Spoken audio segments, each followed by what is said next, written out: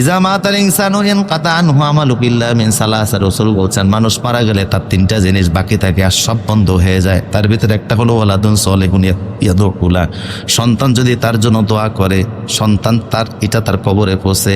সে যদি লোকটা এলমে দ্বীনের খেদমত করে তার কবরে পৌঁছে। সদকা জারিয়ার কোনো ভালো কাজ যদি সে জমিনে রাখা যায় তাহলে এটাও তার কবরে পৌঁছে।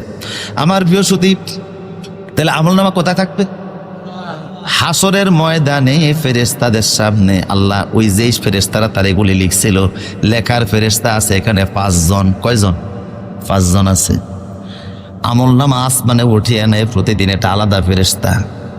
সপ্তাহে একবার উঠে, এটা আলাদা ফেরেশতা। লাইলাতুল কদর রাতে আমলনামা উঠে আল্লাহরে দেখে, এটা আলাদা ফেরেশতা। কিন্তু যেই 5 জন নিয়মিত আপনার এখানে থেকে আমলনামা লেখছে, হাসরের ময়দানে এর এক পর্যায়ে আপনার গলা থেকে আমলনামা বের করে আল্লাহর সামনে হাজির করে দিয়ে বলবে, আল্লাহ এই হলো আসামি, এই হলো তার আমলনামা। গলা থেকে বের করে কাগজের মতো এটা ফেরেশতা হাতের মধ্যে ফেসাইবে। তাফসিরের মধ্যে আসছে, কাগজের মতো হাতের মধ্যে নিয়ে আল্লাহর সামনে দিয়া বলবে, এবার আপনি নেন, কোরআনের সামনে রেখে এবার তার বিচার করেন। কারণ প্রশ্নপত্রের নাম কি ছিল? কথা বল, কি ছিল প্রশ্নপত্রের নাম? কোরআন।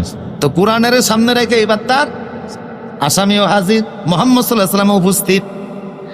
আর হলো তার এই আমলনামা, এটা দেখে আপনি বিচার করেন। আমলনামা শুধু এই উপকার না, আমলনামার হাসরে একটা বড় উপকার আছে।